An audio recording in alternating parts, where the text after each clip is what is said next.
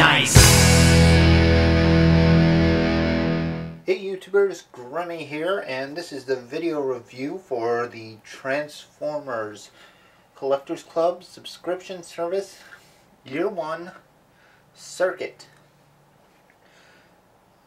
As I mentioned with Ultra Mammoth, I am going back to try to get the subscription service figures I missed during the first year as far as reviews are concerned. So, here we go with Circuit. He is a repaint of the Hunt for the Decepticons Axer, who was a retool of Revenge of the Fallen Lockdown. And I didn't get either of those figures, so this is my first experience with the mold. And what a crazy experience it is. As you can see, he is an Autobot, although he is often described as a con artist, which is crazy. Who says there aren't any bad Autobots out there? And this isn't from like a Shattered Glass universe. This is actually from like the G1 era. You got a con artist Autobot, because he is actually based on an Action Master, who was a European exclusive. And that's quite crazy. Now, Circuit has made appearances in the IDW comics as a reporter. So, he is active and he seems to be more legit. So, well, still I like the idea that there is actually an Autobot who is a kind of a bad guy. Kind of weird. But anyway, on to the figure itself. This is by far one of the craziest color schemes I've seen in a while. You can tell he came from the 90s. At least the idea came from the 90s.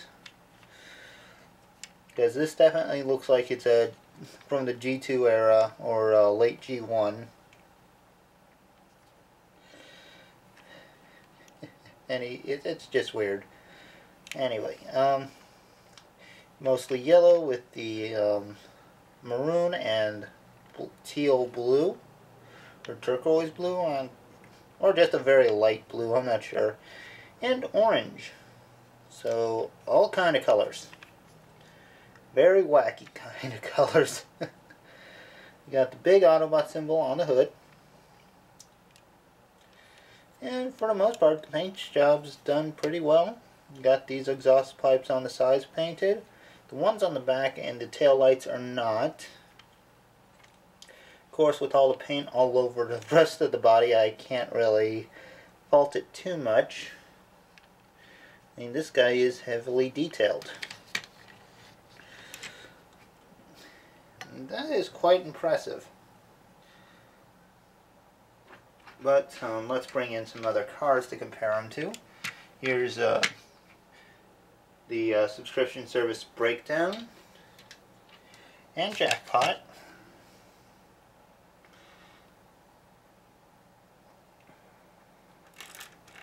So yeah, we got it's not a bad car. It's kind of a little bit bigger, longer than the others, but it's also a bit thinner. And I think this works out pretty well. So I do like him.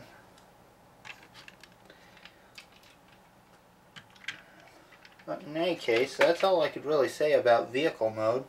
So why don't we get him into robot mode and see how he looks there. Alright, now that we got Circuit in his robot mode, he's a tall guy. He is a very tall guy. For size comparison, I'm just going to bring in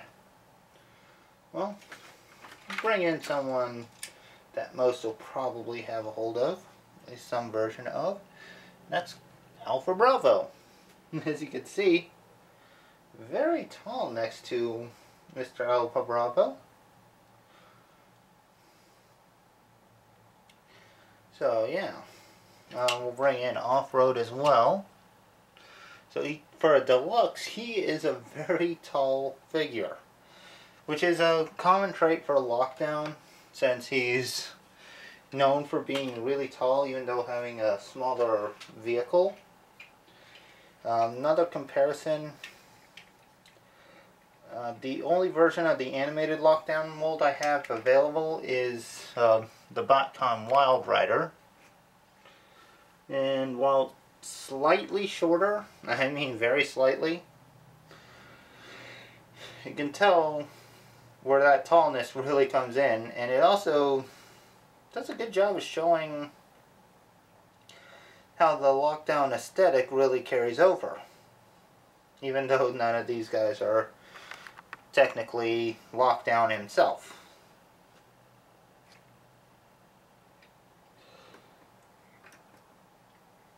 Now,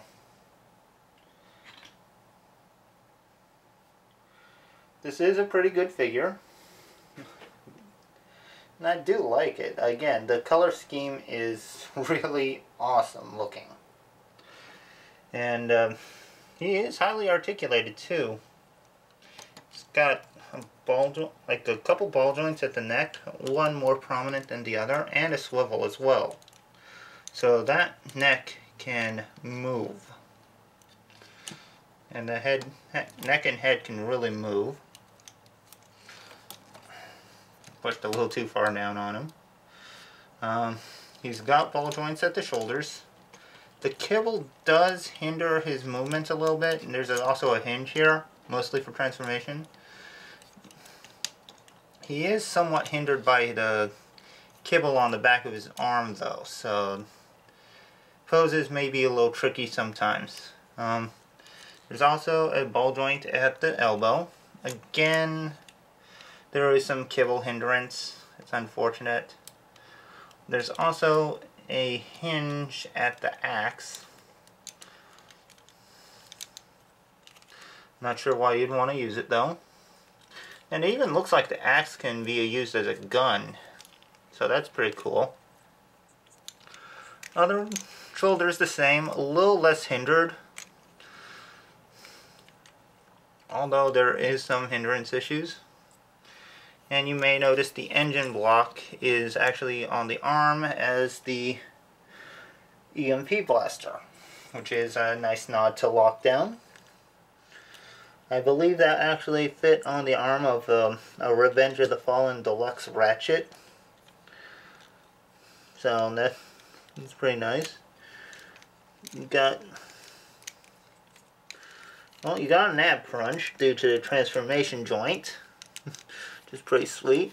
Got universal joints at the hips. Go only out to there though, just due to how the legs are shaped. You got a swivel right above the knee, and a neat feature is the Mecha Live, where there's actually a part within the thigh that moves with that swivel. I can get it on. Yeah, there we go. His legs are kind of digigraded. So you got a bend at the knee and a bend right above the foot, as well as a pivot right there as well. And you got some toe joints. Now, some might be turned off by the digigrading, but it still looks pretty good, and I do like him.